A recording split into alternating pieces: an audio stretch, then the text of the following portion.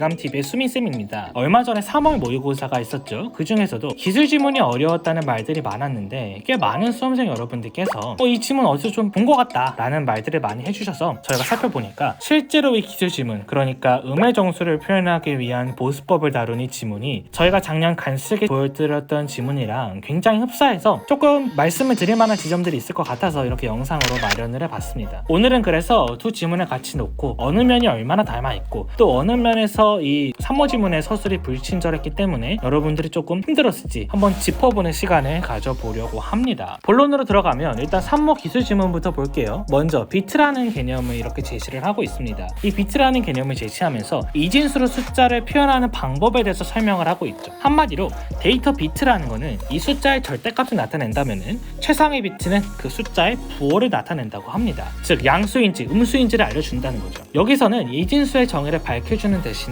글의 말미에서 이런 식으로 정의를 던져주고 있는데요. 이런 거에 반응을 하는 것도 중요한 독해의 일부죠. 여기서 보시면은 10진수 0에서 7까지를 이렇게 나타낸다 라고 설명을 해주고 있습니다. 자, 물론 여기서 0에서 7은 앞에 놓이는 최상의 비트가 무엇이냐에 따라서 마이너스 0, 마이너스 1, 마이너스 2가 될 수도 있고 또 플러스 0, 플러스 1, 플러스 2가 될 수도 있다는 거 파악하셔야 되겠죠. 결과적으로 이렇게 말할 수가 있겠습니다. 4비트의 컴퓨터는 최상의 비트에 무슨 값이 놓이느냐에 따라서 마이너스 7에서 플러스 7까지의 값을 표현할 수 있다 라고 할 수 있겠습니다. 이 정도가 첫 문단의 결론이 되겠죠. 자, 이번에는 작년 간슬기에 실렸던 이감 지문의 첫 문단을 보겠습니다. 사실상 동일한 얘기를 하고 있습니다. 다루는 내용까지 거의 100% 일치한다고 할 수 있겠습니다. 다만 여기서는 최상위 비트를 먼저 소개하고 있지는 않고요. 이런 식으로 제시를 해주고 있죠. 4비트 컴퓨터는 뭘 다룬다? 마이너스 7에서 플러스 7 범위 숫자만을 다룬다. 그런데 컴퓨터는 음의 부호를 사용할 수 없는데 얘네들은 어떻게 음수를 표현할 수가 있을까? 이런 지적을 하면서 문제 제기만 보여주고 넘어가고 있죠.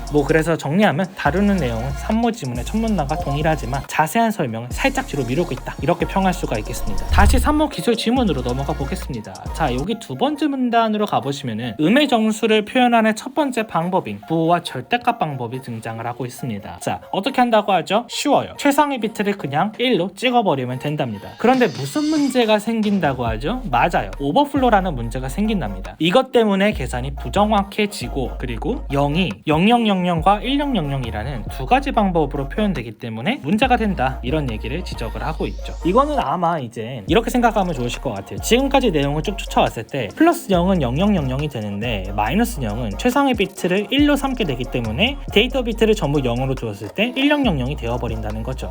다른 값들은 예를 들어서 플러스 3나 마이너스 1 같은 경우는 아예 다른 값이라서 상관이 없는데 플러스 0과 마이너스 0은 일치하는 동일한 값이기 때문에 이 둘이 두 가지 방법으로 표현되면 당연히 곤란해지는 거겠죠. 이감 지문에서도 마찬가지로 두 번째 문단에서 이런 부호와 절대값 방법을 다루고 있습니다. 여기서 이제 처음으로 최상위 비트라는 개념을 소개를 해주고 있고요. 여기서 이거를 이제 부호 비트로 활용한다 라고 설명을 해주고 있습니다. 여기서 마찬가지로 0000과 1000이 똑같이 이 0을 가리키는 문제가 발생한다 라고 지적을 해주고 있고요. 또 여기서도 연산에 오류가 발생한다 라는 점을 지적을 해주고 있습니다. 정리하면 그래서 3모 지문에서는 오버플로라는 세부 개념 하나를 더 던져주고 있긴 하지만 그거를 제외하면은 3모 기술 지문이나 여기 이감 지문이나 100% 일치하다 라고 말을 할 수 있겠습니다. 자, 다시 3모 지문의 세 번째 문단으로 넘어가 보겠습니다. 여기서는 이제 1의 보수법이라는 새로운 방법을 제시하고 있는데요. 그러면서 보수라는 개념에 대해서도 설명을 해주고 있습니다. 보충을 해주는 수다 라고 하면서 말을 해주는데 말이 어렵지 결국에는 데이터 비트의 0을 1로 바꾸고 1은 0으로 바꾸란 얘기입니다. 쉬운 말을 지금 괜히 꼬아서 조금 복잡하게 설명하는 경향이 있어요.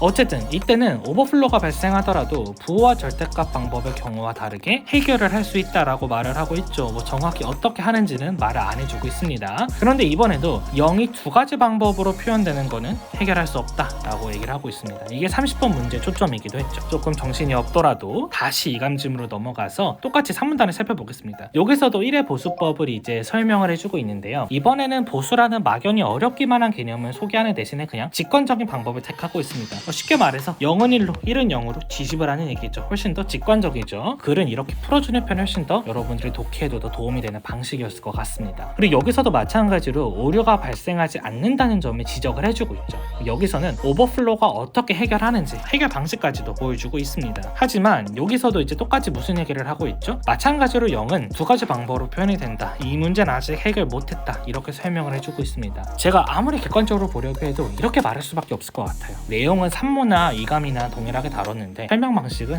여기 이감 지문 쪽이 훨씬 더 친절했다라고 자평할 수밖에 없을 것 같습니다. 다시 산모 지문의 마지막 문단으로 가볼게요. 이해보수법을 설명을 해주고 있는데 여기서 뭐가 된다고 하죠? 이게 중요하죠. 0을 두 가지로 표현되는 방법을 드디어 해결을 했다고 합니다. 이게 30번에서 다 피하는 지점이기도 했고요. 보니까 이번에는 오버플로가 발생했을 때 초과된 비트를 어떻게 한다고 합니까? 그냥 뭐 버려버린다고 하죠. 이런 식으로 문제 해결한다고 합니다. 그보다 중요한 거는 이제 이해보수법이 0의 두 가지 방법으로 표현되는 방법을 해결한다는데 얘가 애초에 이제 이해보수법을 어떻게 설명을 하고 있냐면은 1의 보수로 나타낸 다음에 데이터 비트에 1을 더한다 라고 설명을 해주고 있어요. 이걸로 이제 30번을 추론하라는 건데 풀어보신 학생들은 아시겠지만 답을 구하는데 문제는 없더라도 여기서 이제 데이터 비트에 1을 더해주라는 설명이 굉장히 오해 여지를 많이 넘기는 그런 설명이거든요. 그러니까 데이터 비트에 1을 더해준 그 다음에 최상위 비트를 붙이라는 식으로도 오해가 가능하고 하여튼 조금 오해 여지가 굉장히 많습니다. 이 부분이 너무 불친절했다라고 할 수 있겠는데 그걸 이감 지문에서는 어떻게 풀어주고 있는지 한번 보겠습니다. 네 번째 문단 보겠습니다. 일단 하는 얘기는 똑같아요. 이해보수법은